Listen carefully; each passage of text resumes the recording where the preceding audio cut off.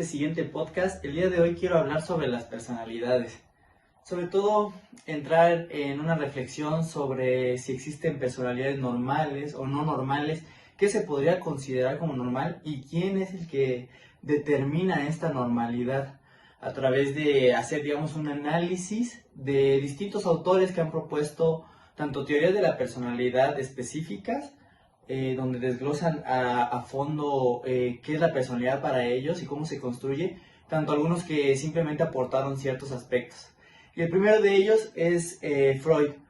¿Por qué quiero empezar con este autor? Porque a través de la historia de la personalidad se tomó muy en cuenta primero al inconsciente. Entonces, algunos autores como Freud, Jung, que son de los más reconocidos, digamos, en la parte del inconsciente, que más aportaron, considerándose, por ejemplo, a Freud, pues el padre del psicoanálisis, él decía que existen distintos niveles o estructuras. Él llamaba entre estos niveles de la personalidad al consciente, el preconsciente y el inconsciente. El inconsciente era aquella información a la que no tenemos acceso. El consciente sería esa persona que está, esa parte de nosotros que está procesando la realidad.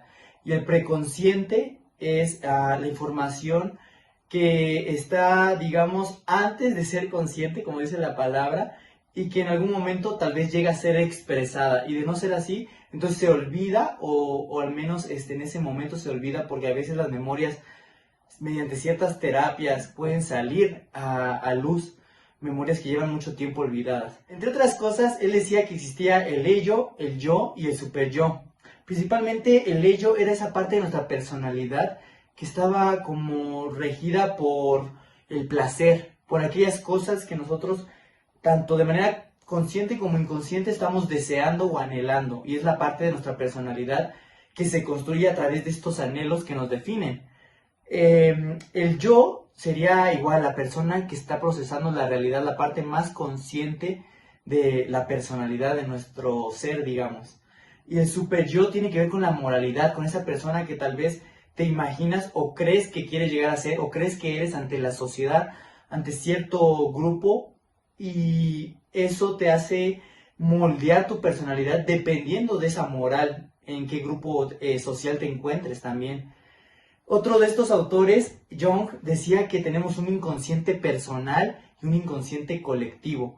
Quiere decir que ciertas experiencias en el inconsciente personal que nos han pasado van creando como una memoria dentro de nosotros que a veces, aunque no somos conscientes de ella, nos hacen actuar a través de, pues, de que el cuerpo o la mente, el cerebro, pues siempre va a buscar lo mejor para nosotros, aunque realmente podamos decir que hay conductas que pues son autoproducentes, como puede ser una adicción, el hecho de tú, por darte un placer al inicio al momento de consumir la sustancia, reemplazarlo por un beneficio a largo plazo, pues es un mecanismo que también el cuerpo ha desarrollado de, bueno, al menos esto me satisface en este momento y por eso lo decido tomar.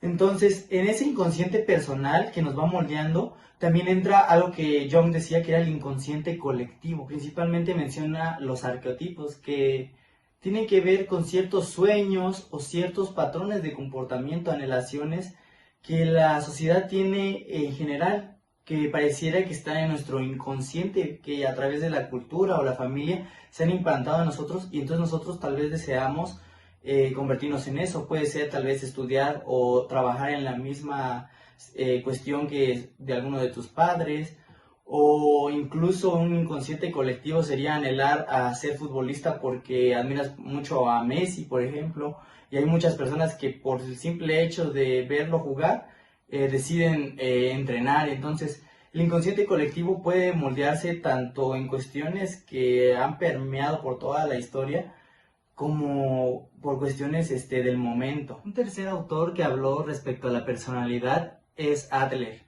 Adler decía que teníamos un complejo de inferioridad y superioridad dentro de nosotros. ¿Qué quiere decir? Que todos buscamos compensar algún aspecto, ya sea físico, ya sea intelectual, ya sea moral, social, económico, a través de ciertas acciones o patrones de comportamiento. Puede ser que si de pronto te has sentido que no eres bueno para el deporte, pues entonces busques un deporte en el cual seas bueno y te especialices en él. Si de pronto no eres bueno estudiando y te cuesta concentrarte, pues entonces buscas esa compensación mediante técnicas de concentración. ¿Por qué? Porque no queremos sentirnos inferiores, queremos sentir bajo la perspectiva de darle pues superiores. Él creía que la meta máxima dentro de nosotros también tenía que ver con la superioridad. Y bueno, todos estos autores han hablado de respecto a ciertas corrientes que pueden moldearnos, pues de pronto para la forma en la que actuemos.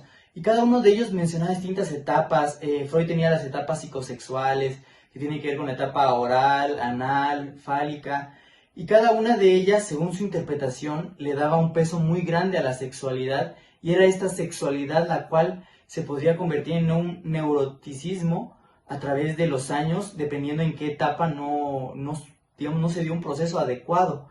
Jung hablaba de la etapa de la niñez, la pubertad, la adolescencia junto con la adultez temprana y adultez tardía, que es un modelo pues más conocido, y pues igual determinaba que en cada etapa puede suceder tanto cuestiones a favor como en contra que nos afecten y nos definan como personas.